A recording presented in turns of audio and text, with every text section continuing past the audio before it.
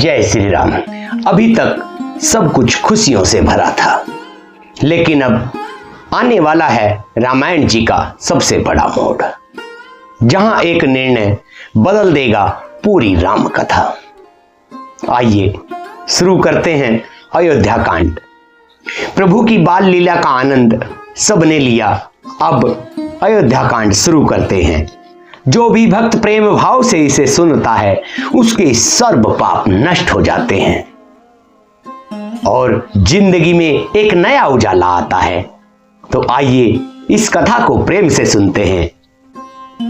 प्रेम से बोलिए सीताराम भगवान की जय।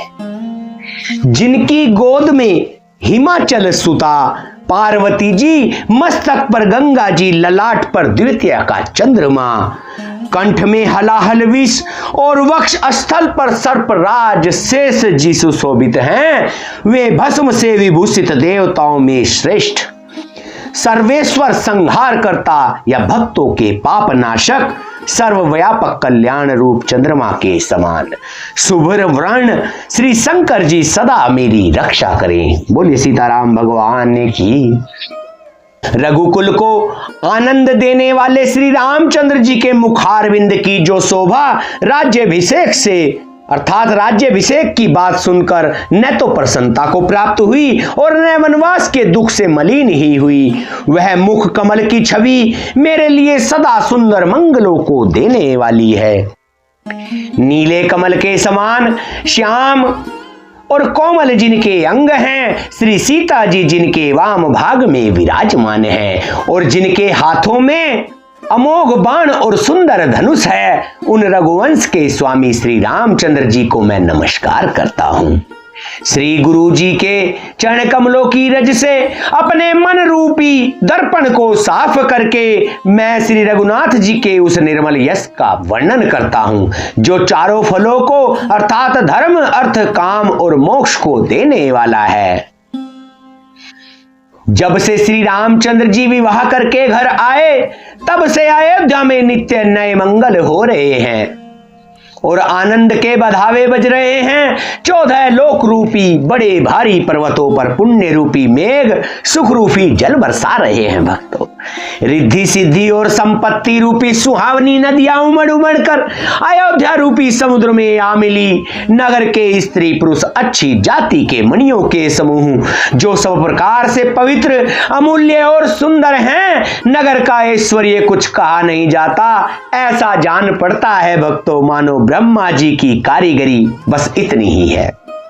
सब नगरवासी श्री रामचंद्र जी के मुख चंद्र को देखकर सब प्रकार से सुखी हैं। सब माताएं और सखी सहेलियां अपनी मनोरथ रूपी बेल को फली हुई देखकर आनंदित हैं।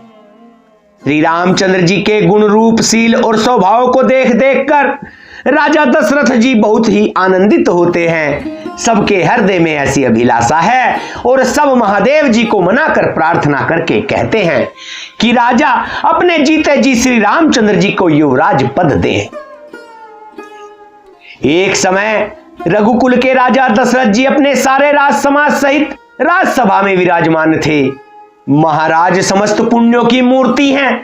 उन्हें श्री रामचंद्र जी का सुंदर यश सुनकर अत्यंत आनंद हो रहा है। सब राजा उनकी कृपा चाहते हैं और लोकपालगण उनके रुख को रखते हुए अनुकूल होकर प्रीति करते हैं। पृथ्वी आकाश पाताल तीनों भुवनों में और भूत भविष्य वर्तमान तीनों कालों में दशरथ जी के समान बड़भागी और कोई नहीं है। मंगलों के मूल श्री रामचंद्र जी जिनके पुत्र हैं और जिनके लिए उनके लिए जो कुछ कहा जाए सब थोड़ा है। राजा ने स्वाभाविक ही हाथ में दर्पण ले लिया और उसमें अपना मुंह देखकर मुकुट को सीधा किया। देखा कि कानों के पास बाल सफेद हो गए हैं। मानो बुढ़ापा ऐसा उपदेश कर रहा है कि हे राजन, श्री रामचंद्र जी को युवराज पद देकर अपने जीवन और जन्म का लाभ क्यों नहीं पा लेते। हृदय में यह विचार लाकर युवराज पद देने का निश्चय कर राजा दशरथ जी ने शुभ दिन और सुंदर समय पाकर प्रेम से पुलकित शरीर हो आनंद मगन मन से उसे गुरु वशिष्ठ जी को जा सुनाया। सभी को श्री रामचंद्र वैसे ही प्रिय हैं जैसे वे मुझको हैं। उनके रूप में आपका आशीर्वाद ही मानो शरीर धारण करके शोभित हो रहा हो।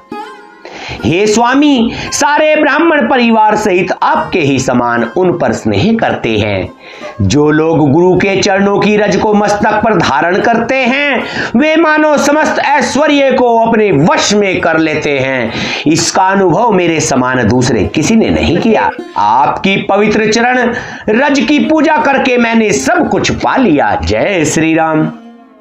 अब मेरे मन में एक ही अभिलाषा है, हे नाथ, वह भी आप ही के अनुग्रह से पूरी होगी। राजा का सहज प्रेम देखकर मुनि ने प्रसन्न होकर कहा, नरेश, आज्ञा दीजिए, कहिए क्या अभिलाषा है। हे राजन, आपका नाम और यश ही संपूर्ण मनचाही वस्तुओं को देने वाला है। हे राजाओं के मुकुटमणि, आपके मन की अभिलाषा फल का अनुगमन करती है, अर्थात आपके इच्छा करने से पहले ही फल उत्पन्न हो जाता है। अपने जी में गुरु जी को सब प्रकार से प्रसन्न जानकर हर्षित होकर राजा कोमल वाणी से बोले, नाथ, श्री रामचंद्र को युवराज कीजिए, कृपा करके कहिए, आज्ञा दीजिए तो तैयारी की जाए।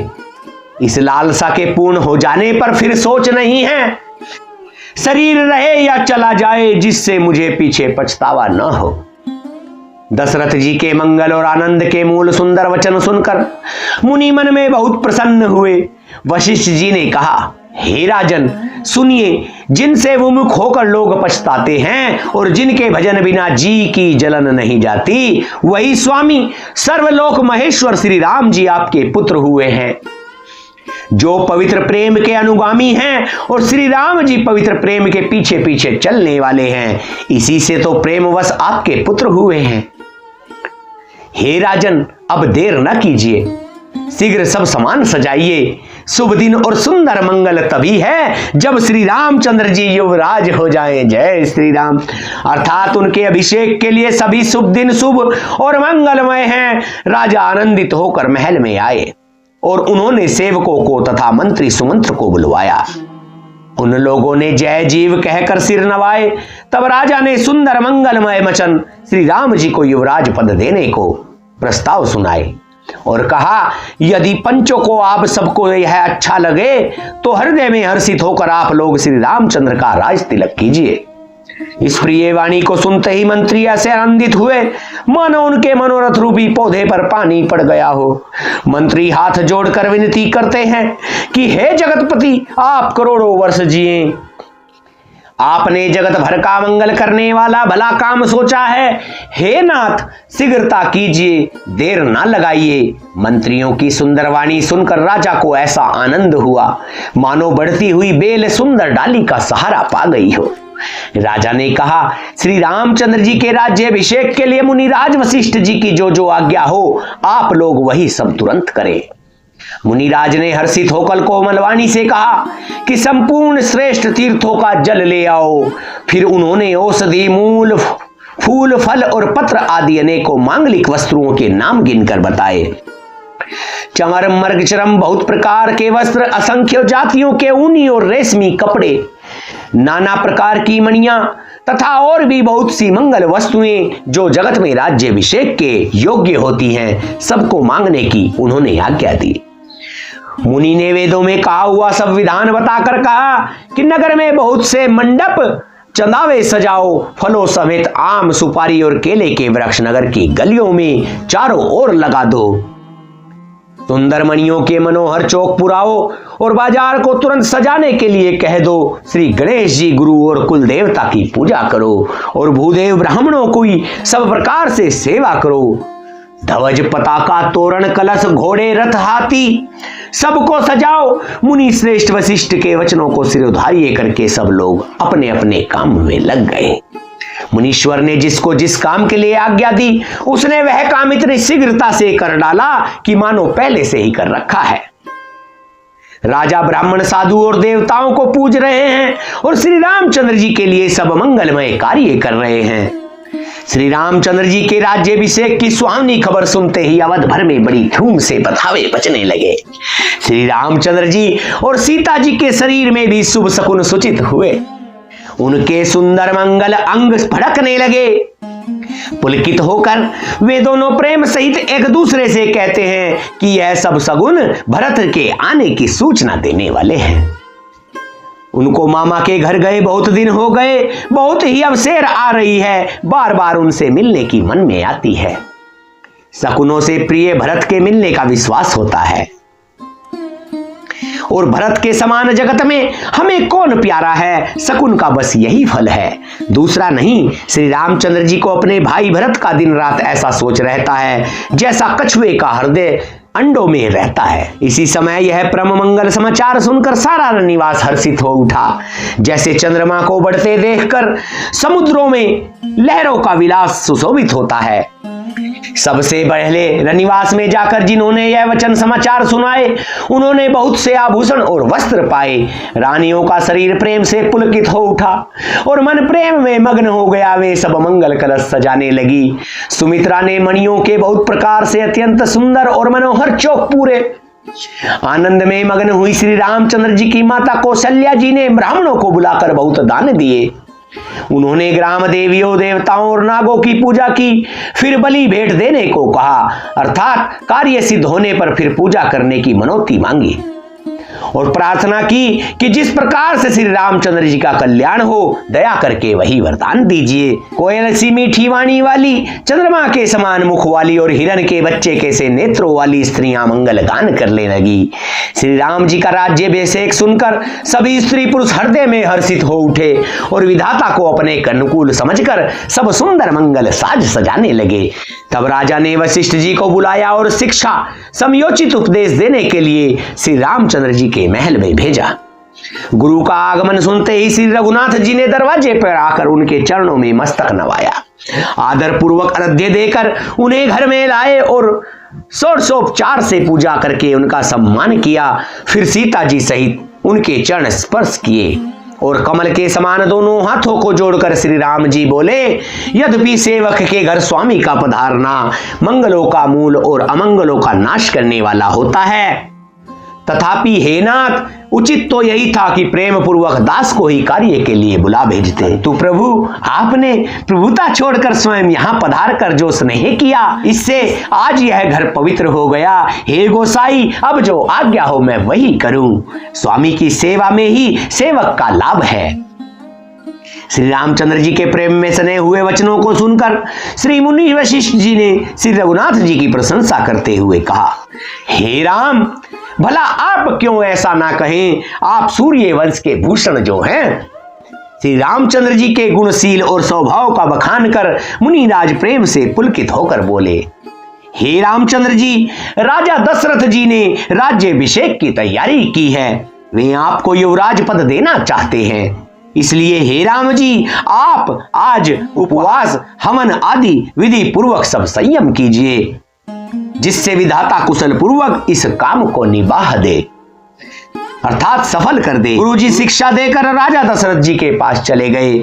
श्री रामचंद्र जी के हृदय में यह सुनकर इस बात का खेद हुआ कि हम सब भाई एक ही साथ जन्मे, खाना सोना, लड़कपन में खेल कूद, कंछेदन, यज्ञोपवीत और विवाह आदि उत्सव सब साथ साथ ही हुए, पर इस निर्मल वंश में यही एक अनुचित बात हो रही है कि सब भाइयों को छोड़कर राज्याभिषेक एक बड़े का ही, अर्थात मेरा ही होता है। तुलसीदास जी कहते हैं कि प्रभु श्री रामचंद्र जी का यह सुंदर प्रेम पूर्ण पछतावा करे, भक्तों के मन की कुटिलता को हरण करे।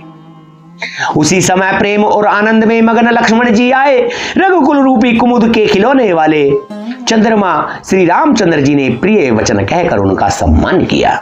बहुत प्रकार के बाजे बज रहे हैं। नगर के अति से आनंद का वर्णन नहीं हो सकता। सब लोग भरत जी का आगमन मना रहे हैं और कह रहे हैं कि वे भी शीघ्र आवें और राज्याभिषेक का उत्सव देखकर नेत्रों का फल प्राप्त करें। बाजार, रास्ते, घर, गली और चबूतरों पर जहां तहां पुरुष और स्त्री आपस में यही कहते हैं कि कल वह शुभ लग्न, मुहूर्त कितने समय है जब विधाता हमारी अभिलाषा पूरी करेंगे।